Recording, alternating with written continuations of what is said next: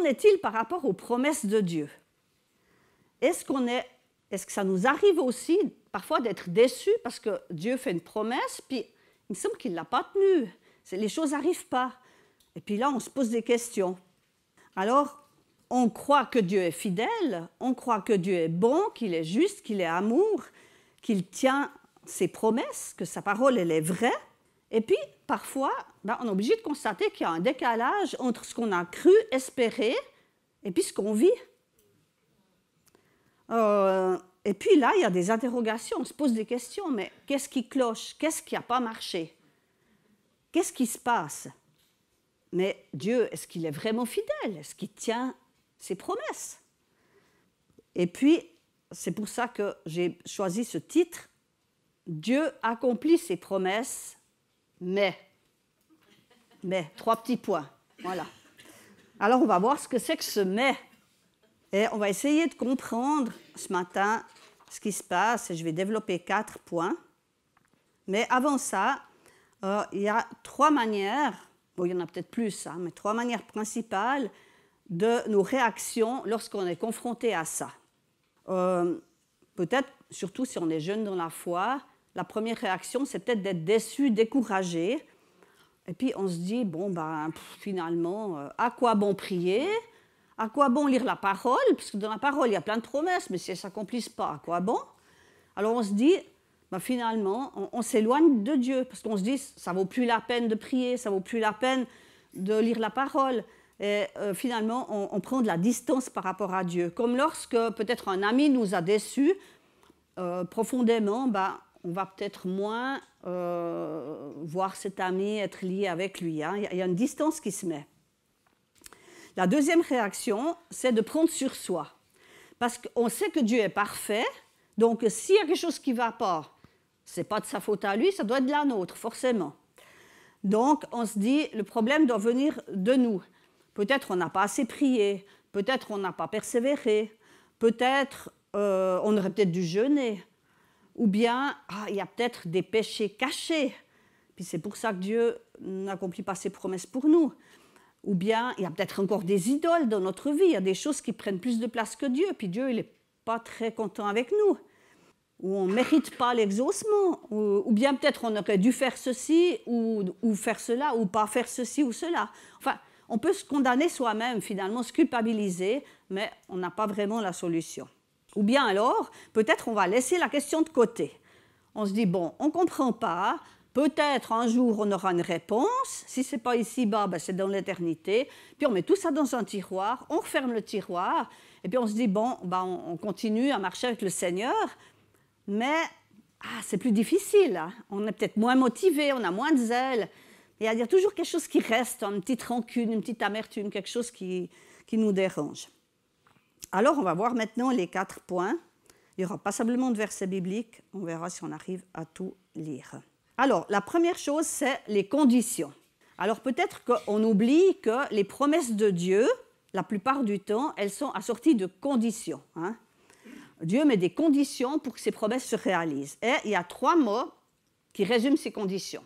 Le mot obéissance, le mot foi et le mot persévérance ou patience. Persévérance ou patience, c'est un peu la même chose. Hein. D'ailleurs, dans le grec, c'est le même mot. Et on va prendre l'exemple d'Abraham. Dieu a fait une promesse à Abraham, enfin même plusieurs promesses. Mais pour que ces promesses se réalisent, il y avait certaines conditions et on va voir comment Abraham a obtenu ces promesses parce qu'il a rempli ces conditions. Dans Genèse 12, les versets 1 à 7, l'Éternel dit à Abraham, « Quitte ton pays, ta patrie et ta famille, et va dans le pays que je te montrerai. Je ferai de toi une grande nation. Je te bénirai, je rendrai ton nom grand et tu seras une source de bénédiction.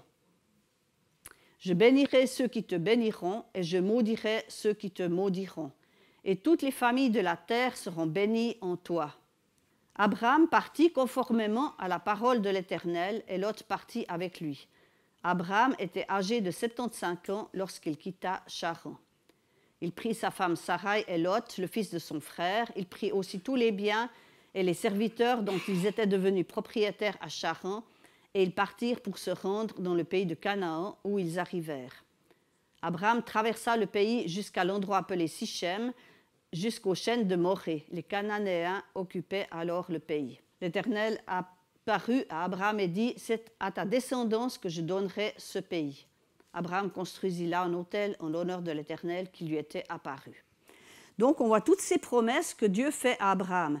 Promesse d'avoir une descendance alors qu'il n'avait pas d'enfants et qu'ils étaient déjà âgés. Promesse de posséder un pays et promesse de bénédiction pour lui et pour les nations. Mais la première condition, c'était « quitte ton pays et va dans le pays que je te montrerai ». Donc c'était ça la condition. Et Abraham a rempli cette condition. Il est parti et il est allé là où Dieu le guidait. Et on voit que donc il a obéi à Dieu. Et puis la deuxième condition, c'était aussi de croire que Dieu allait lui donner une descendance. Et là, il fallait vraiment de la foi, parce qu'il était déjà âgé, sa femme était stérile aussi, était aussi âgée. Mais on voit qu'il a cru. Et on peut lire dans Romains 4, les versets 18 à 22. Romains 4. Espérant contre toute espérance, Abraham a cru et est ainsi devenu le père d'un grand nombre de nations, conformément à ce qui lui avait été dit, telle sera ta descendance. Sans faiblir dans la foi, il n'a pas considéré que son corps était déjà usé, puisqu'il avait près de 100 ans, ni que Sarah n'était plus en état d'avoir des enfants. Il n'a pas douté par incrédulité de la promesse de Dieu, mais il a été fortifié par la foi et il a rendu gloire à Dieu. Car il avait la pleine conviction que ce que Dieu promet, il peut aussi l'accomplir. Voilà, on voit la foi d'Abraham. Et la troisième condition, c'était la persévérance et la patience. Et là, on voit qu'Abraham, il a dû attendre très longtemps. On va lire Hébreux 6, versets 12 à 15. « Ainsi, vous ne vous relâcherez pas, mais vous imiterez ceux qui, par la foi et la patience, reçoivent l'héritage promis. » Lorsque Dieu a fait la promesse à Abraham, comme il ne pouvait pas prêter serment par plus grand que lui, il a juré par lui-même, en disant « Certainement, je te comblerai de bénédictions et je multiplierai ta descendance. » C'est ainsi qu'après une attente patiente, Abraham a obtenu ce qui lui avait été promis. En fait, quand Dieu a fait la promesse à Abraham, on ne sait pas quel âge il avait. Il était à Our en Chaldée et il est allé d'abord à Charan. Et là, ça faisait déjà plusieurs centaines de kilomètres entre les deux. À Charan, il a acquis des biens. Ses troupeaux se sont multipliés, il a acquis des serviteurs. Donc il est resté certainement un certain nombre d'années à Charan, jusqu'à la mort de son père. Et on sait que quand il a quitté Charan, il avait 75 ans. On l'a lu tout à l'heure dans la Genèse. Mais dans Acte 7, les versets 2 à 5, Acte 7, 2 à 5, Étienne répondit « Mes frères et pères, écoutez, le Dieu de gloire est apparu à notre ancêtre Abraham lorsqu'il était en Mésopotamie, avant qu'il ne s'installe à Charan, et lui a dit « Quitte ton pays et ta famille et va dans le pays que je te montrerai. » Il a alors quitté le pays des Chaldéens et est allé habiter à Charan. De là, après la mort de son père, Dieu l'a fait passer dans le pays que vous habitez maintenant. Il ne lui a donné aucun héritage dans ce pays, pas même de quoi poser le pied, mais il a promis de lui en donner la possession, ainsi qu'à sa descendance après lui, alors même qu'il n'avait pas d'enfant. Alors, on reviendra tout à l'heure là-dessus, c'est important aussi de voir.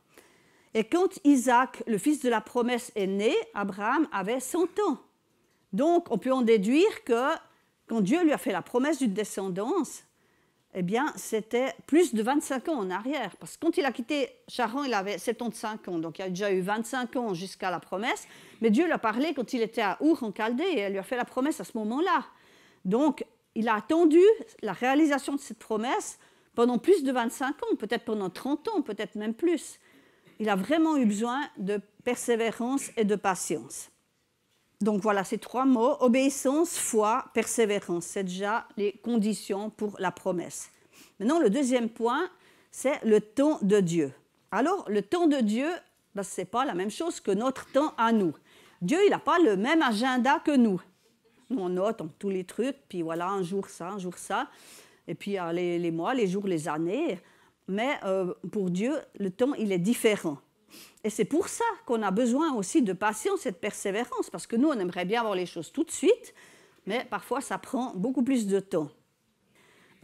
Donc on pense à Abraham, bien sûr, qui a attendu longtemps pour avoir Isaac, mais on peut aussi penser à Joseph.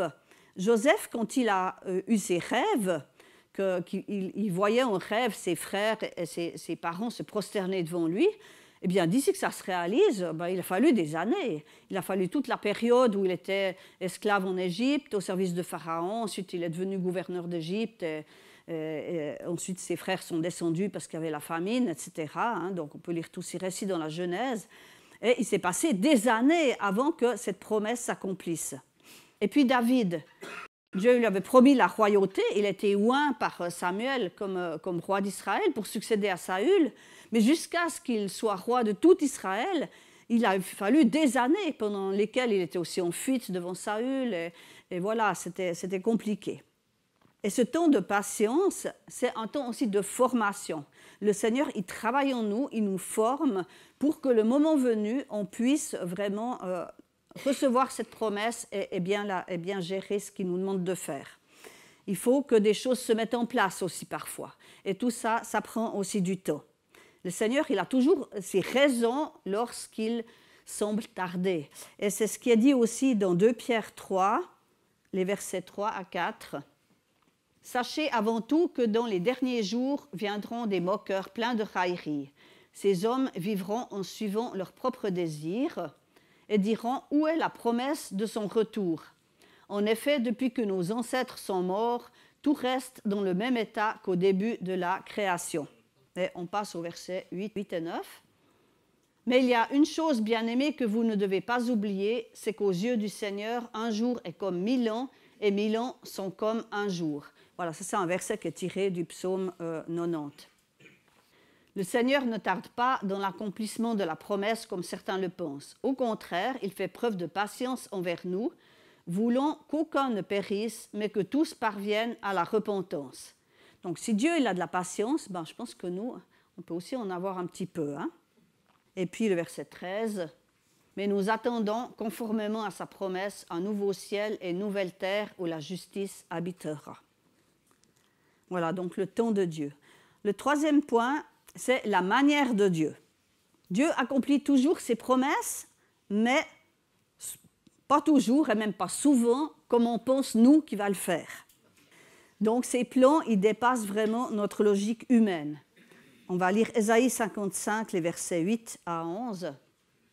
Dieu dit, « En effet, vos pensées ne sont pas mes pensées et mes voix ne sont pas vos voix, déclare l'Éternel. Le ciel est bien plus haut que la terre. De même, mes voix sont bien au-dessus de vos voix et mes pensées bien au-dessus de vos pensées. La pluie et la neige descendent du ciel et n'y retournent pas sans avoir arrosé la terre, sans l'avoir fécondée et avoir fait germer ses plantes, sans avoir fourni de la semence au semeur et du pain à celui qui mange. Il en va de même pour ma parole, celle qui sort de ma bouche, et ne revient pas à moi sans effet, sans avoir fait ce que je désire et rempli la mission que je lui ai confiée. » Donc là, on voit aussi que Dieu est fidèle à ses promesses. Et voilà, qu'il faut du temps. C'est vrai quand la pluie descend sur la terre, il n'y a pas tout de suite les plantes qui germent, il n'y a pas tout de suite les fruits. Il faut du temps. Et puis, la manière de Dieu, donc, je prendrai 2 exemples bibliques que je vais juste citer, on ne va pas lire les textes. C'est celui de la résurrection de Lazare. Voilà, Lazare tombe malade et ses sœurs, Marthe et Marie, envoient quelqu'un vers Jésus, parce que lui, il est à plusieurs kilomètres de là. Ils l'envoient chercher et elles ont la foi que Jésus va venir guérir leur frère. Alors, elles l'ont fait venir, mais Jésus, il apprend que Lazare est malade et il ne va pas tout de suite venir, il va encore attendre 2 jours. Et ensuite, quand il viendra, quand il arrivera sur place, ça fait déjà 4 jours que Lazare est mort et puis ça commence à sentir mauvais. Mais Jésus, il savait que Lazare était mort, mais il savait aussi qu'il allait le ressusciter. Et il a ressuscité Lazare et c'était un miracle beaucoup plus grand que s'il était venu avant puis qu'il l'avait guéri. Donc, Dieu est fidèle, mais il agit souvent autrement que ce qu'on imaginait. Et on voit que, oui, ces 2 sœurs, elles avaient vraiment la foi. D'ailleurs, elles ont dit à Jésus, quand Jésus est arrivé auprès d'elles, elles ont dit, les 2 ont eu la même phrase, « Si tu avais été là, mon frère ne serait pas mort. » Elles avaient la foi, mais voilà, le plan de Dieu était différent. Et il était beaucoup plus grand. Et puis c'est pareil en ce qui concerne le plan de salut pour Israël et pour les nations. Dieu a permis qu'Israël tombe dans l'endurcissement, qu'ils ne reconnaissent pas le Messie, pour que le salut soit accessible à chacun de nous, à toutes les nations. C'est dans Romains 11. C'était dans Jean 11, la résurrection de Lazare, et dans Romains 11, c'est au sujet d'Israël et du salut. Et puis le quatrième point, perspective humaine et spirituelle. Alors parfois, malgré tout, les promesses de Dieu, on ne les voit pas s'accomplir. Et puis alors, comment est-ce qu'on réagit à ce moment-là? Par exemple, une personne malade pour qui on a prié, on a eu la foi, et puis cette personne décède quand même. Ou bien un chrétien qui meurt dans un accident. Ou bien des chrétiens qui se trouvent dans le besoin. Alors voilà, le Seigneur, il n'a pas guéri, il n'a pas protégé, il n'a pas pourvu. Puis là, on se dit, mais qu'est-ce qui se passe? Ça ne joue pas, c'est pas logique. Et voilà, je crois qu'on connaît tous ce genre de situation. Hein. On a tous été confrontés un jour ou l'autre à des choses comme ça. Et c'est vrai que ça pose des questions. Mais ces questions-là, il y en a beaucoup avant nous qui se les ont posées. Hein. Si on lit les psaumes ou le livre de Job, on voit aussi ces interrogations. Mais Seigneur, voilà, pourquoi? Qu'est-ce qui se passe? Ce n'est pas logique. Ça ne colle pas avec notre doctrine, avec notre théologie. Il y a quelque chose qui ne joue pas. Alors, je ne prétends pas avoir toutes les réponses, loin de là. Hein. Donc, voilà, il y a quand même des choses qu'on ne comprend pas. Mais ce que je vois dans la parole, c'est que c'est vrai que c'est des cas qui se sont aussi produits. Même l'apôtre Paul, pourtant, alors si quelqu'un avait la foi, c'est bien lui. Hein. Mais il n'a pas toujours obtenu ce qu'il avait demandé, dont il avait besoin. Par exemple, le Seigneur ne lui a pas enlevé son écharpe dans la chair. Et puis, il a vécu beaucoup d'épreuves. Il en fait toute une liste dans 2 Corinthiens 11, toute une liste de ce qu'il a vécu, 3 fois naufrage, je ne sais pas combien de fois lapidé, etc.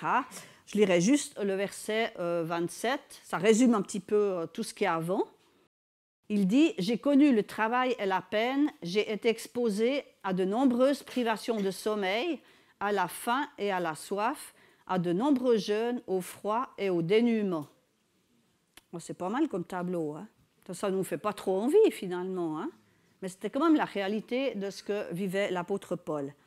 Et dans Philippiens 4, les versets 12 à 13, il dit « Je sais vivre dans la pauvreté et je sais vivre dans l'abondance. Partout et en toutes circonstances, j'ai appris à être rassasié et à avoir faim, à être dans l'abondance et à être dans le besoin. J'ai appris. » Et il dira « Je puis tout par celui qui me fortifie, Christ. » Mais j'ai appris. Et on sait que c'est difficile d'apprendre. C'est jamais facile d'apprendre, que ce soit n'importe quoi. Alors, comment comprendre ça? Comment comprendre? Il y a quelque chose qui nous dépasse. Alors, je crois que premièrement, qu'il faut qu'on comprenne que les promesses de Dieu sont des principes généraux et pas des principes absolus. C'est-à-dire que oui, en général, Dieu guérit, Dieu protège, Dieu pourvoit, mais ça ne veut pas dire qu'on ne sera jamais malade, qu'on n'aura jamais d'accident, puis qu'on aura toujours tout ce dont on a besoin. On peut passer par des périodes où ces choses-là, on est dedans. Dieu est souverain et c'est lui qui décide et il est au-dessus de sa parole finalement. Il n'est pas obligé de nous donner les choses. J'ai une fois entendu quelqu'un dire oui, quand Dieu fait une promesse, il est en quelque sorte obligé de l'accomplir. Mais non, Dieu est obligé de rien du tout. Dieu, il est Dieu. Autrement, il ne serait pas Dieu s'il était obligé de quelque chose. On est d'accord, hein, c'est lui qui décide. Et il permet justement parfois ces temps où les choses ne s'accomplissent pas pour nous former et aussi pour tester notre attachement à lui. S'il nous donnait toujours tout de suite, finalement, on l'aimerait plus pour ce qu'il donne que pour qui il est. Voilà, les parents, ils ne donnent pas tout à leur enfant non plus, parce que l'enfant, il doit grandir en maturité, il doit apprendre à gérer les frustrations. Alors, au jour d'aujourd'hui, dans l'éducation, oui, il faut que l'enfant, il ne faut pas qu'il soit frustré, mais c'est tout faux. S'il n'apprend pas à être frustré, mais adulte, ça va donner quoi? Au secours, hein, je ne sais pas vers quoi on va. Mais voilà. Et finalement, est-ce que l'enfant va ne plus aimer ses parents parce qu'ils ne lui ont pas donné quelque chose? Ah non, je ne crois pas. Donc, est-ce qu'on aime Dieu pour ce qu'il nous donne ou pour qui il est? Et puis, deuxièmement, eh bien, Dieu il voit les choses dans une perspective différente que la nôtre. Nous, on a une perspective limitée parce que nous sommes limités en tant qu'humains. Et Dieu, il nous appelle à voir au-delà des choses présentes, à avoir une perspective d'éternité, de voir ce qui nous réserve dans les cieux, parce que c'est dans les cieux que tout sera parfaitement accompli. Et il y a des textes qui sont très explicites par rapport à ça, c'est dans Hébreux 11, tout d'abord les versets 8 à 10. Donc de nouveau Abraham, c'est vraiment notre modèle, hein. Je crois qu'Abraham est aussi souvent cité dans le Nouveau Testament. C'est par la foi qu'Abraham a obéi lorsque Dieu l'a appelé et qu'il est parti pour le pays qu'il devait recevoir en héritage. Il est parti sans savoir où il allait. C'est par la foi qu'il est venu s'installer dans le pays promis comme dans un pays étranger. Il y a habité sous des tentes ainsi qu'Isaac et Jacob, les cohéritiers de la même promesse. Car il attendait la cité qui a de solides fondations, celle dont Dieu est l'architecte et le constructeur. Donc, il voyait plus loin. Il voyait, oui, ce pays, Dieu va le donner, il a promis, mais c'est que sa descendance qui a hérité le pays, en fait. Lui, il l'a hérité par la foi, il a cru, mais il ne l'a pas possédé. Isaac et Jacob non plus. Ils ont parcouru le pays avec leurs tentes, leurs troupeaux. Par la foi, ils ont cru que Dieu donnerait ce pays à leur descendance, mais eux-mêmes, ils ne l'ont pas possédé. Qui c'est qui a possédé le pays? C'est leurs descendants, mais plusieurs centaines d'années plus tard. Il y a eu toute la période où les Hébreux étaient esclaves en Égypte, esclaves de Pharaon, ça a duré plus de 400 ans. Puis ensuite, il y a eu toute la traversée du désert pendant 40 ans. Puis ensuite, ils sont arrivés en Canaan, mais ils ont dû conquérir le pays. Ça ne leur a pas été donné comme ça. Ils n'ont pas posé le pied, puis c'était à eux. Ils ont dû conquérir le pays, puis bon, ils n'ont encore pas fini, hein. Voilà, sinon il n'y aurait pas les guerres, on est d'accord. Hein. Donc cette promesse, elle s'accomplit, mais eux, on n'a pas vu la couleur, si j'ose dire, mais ça s'accomplit pour leurs descendants. Mais par la foi, ils ont vu qu'il y avait autre chose derrière, que Dieu leur donnait un pays à leurs descendants, un pays physique, mais qu'il y avait aussi spirituellement un pays promis, une cité céleste. Les versets Hébreux 11, toujours, les versets 13 à 16. C'est dans la foi qu'ils sont tous morts sans avoir reçu les biens promis. Mais ils les ont vus et salués de loin, et ils ont reconnu qu'ils étaient étrangers et voyageurs sur la terre. Ceux qui parlent ainsi montrent qu'ils cherchent une patrie. S'ils avaient eu la nostalgie de celle qu'ils avaient quittée, ils auraient eu le temps d'y retourner. Mais en réalité, ils désirent une meilleure patrie, c'est-à-dire la patrie céleste. C'est pourquoi Dieu n'a pas honte d'être appelé leur Dieu, car il leur a préparé une cité. Donc, il y a quelque chose de meilleur qui nous attend. Et ce quelque chose de meilleur, oui, la patrie céleste, le royaume des cieux, et la récompense céleste aussi. Et dans son sermon sur la montagne, dans les béatitudes, Jésus, il en parle. Et il dira, par exemple, dans Matthieu 5, les versets 10 à 12, je ne sais pas si j'ai mis pour le bimère, Matthieu 5, 10 à 12, peut-être pas. Enfin, Jésus dit « Heureux serez-vous lorsqu'on vous persécutera, lorsqu'on dira faussement de vous toutes sortes de mal à cause de moi. C'est ainsi qu'on a persécuté les prophètes qui ont été avant vous. Mais réjouissez-vous parce que votre récompense sera grande dans les cieux. Hein? Votre récompense sera grande. Donc, on peut être heureux de ce qui va venir après, hein? Même si en ce moment c'est difficile. Considérez le futur, ce que Dieu nous réserve dans le ciel. Donc, les promesses divines, si elles ne s'accomplissent pas ici-bas, elles s'accompliront dans l'éternité. Hein. Et nous aurons la récompense d'être restés attachés au Seigneur, parce que c'est ça qui est important. Ce n'est pas tant d'obtenir les choses maintenant. Alors, tant mieux si voilà, les promesses de Dieu s'accomplissent pour nous maintenant, on peut s'en réjouir, gloire à Dieu, on peut le louer pour ça. Mais on sait que dans l'éternité, ce sera pleinement accompli. C'est comme les assurances. Je vais prendre un exemple, par exemple les assurances sociales. Alors, quand vous recevez votre fiche de paye, il y a le salaire brut, ça correspond à ce qui vous revient, en fait, ce que vous avez travaillé, ce que vous avez gagné, mais vous ne recevez pas le salaire brut, vous recevez le salaire net, parce qu'il y a les déductions sociales. Et ces déductions sociales, c'est de l'argent qui est mis de côté en cas justement de maladie, d'accident, de chômage ou de rente vieillesse. Hein. Donc c'est de l'argent que vous allez toucher, si vous vivez assez longtemps, si tout va bien, que vous allez toucher après, et puis ce sera majoré, vous allez toucher plus que ce que vous avez cotisé. Oui, on espère, oui. Voilà. C'est un peu la même chose. Dieu nous donne des bénédictions maintenant, il accomplit des promesses pour nous maintenant, ici-bas. C'est comme un peu le salaire net, et puis le salaire brut, il y a la récompense future. Voilà, pour prendre une image qui est ce qu'elle vaut. Hein, voilà. Mais pour bien comprendre que voilà, on reçoit des choses maintenant, mais on reçoit aussi des choses dans l'éternité. Donc, on peut vraiment continuer de croire et d'affirmer que Dieu est fidèle. Oui, Dieu accomplit ses promesses.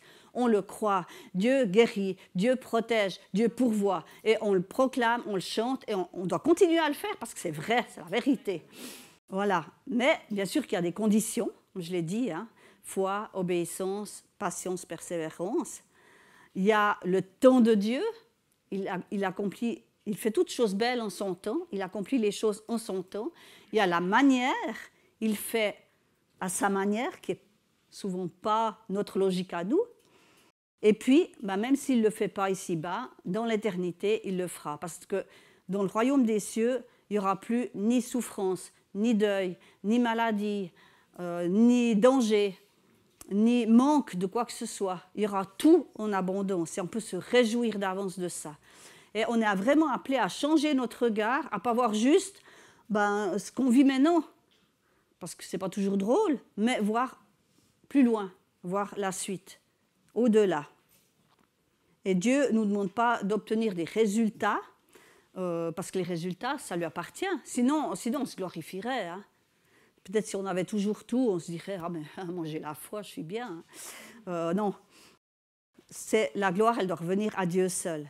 Mais voilà, Dieu tient en compte notre foi, notre obéissance, notre patience, notre persévérance. Et puis, oui, ce qu'on n'a pas lu, c'est les versets de Hébreux 11, 32 à 40. Je vais finir par là. Donc, il y a toute la liste dans Hébreux 11 de ceux qui, par la foi, ont obtenu des choses. Et puis, ça, voilà, c'est aussi, etc. Hein. Que dirais-je encore? Le temps me manquerait en effet pour parler de Gédéon, Barak, Samson, Jephthé, David, Samuel et des prophètes. Par la foi, ils ont vaincu des royaumes, exercé la justice, obtenu la réalisation de promesses, fermé la gueule de lion, éteint la puissance du feu, échappé aux tranchants de l'épée, repris des forces après une maladie, été vaillant à la guerre, mis en fuite des armées étrangères. C'est pas mal, hein, comme palmarès. Des femmes ont retrouvé leur mort par la résurrection. Ah, mais maintenant, ça change. D'autres ont été torturés et n'ont pas accepté de délivrance afin d'obtenir une meilleure résurrection. D'autres encore ont subi les moqueries et le fouet, les chaînes et la prison. Ils ont été lapidés, sciés, mis à l'épreuve. Ils sont morts tués par l'épée. Ils sont allés d'un endroit à l'autre, habillés de peau de brebis ou de chèvre, privés de tout, persécutés, maltraités, eux dont le monde n'était pas digne. Ils erraient dans les déserts et les montagnes, dans les grottes et les abris de la terre. Tous ceux-là, bien qu'ayant reçu un bon témoignage grâce à leur foi, n'ont pas obtenu ce qui leur était promis, car Dieu avait en vue quelque chose de meilleur pour nous, ainsi ils ne devaient pas parvenir sans nous à la perfection. Voilà, je vous avoue que je ne comprends pas tout dans ce texte, hein. C'est un peu compliqué, mais ce que je comprends, c'est que lorsque nous avons foi en Dieu, et foi et fidélité, c'est aussi le même mot, hein. Lorsque nous sommes fidèles à Dieu, Dieu considère ça, c'est ça qui est important pour lui, c'est qu'on reste attaché à lui, puis le reste, ça lui appartient.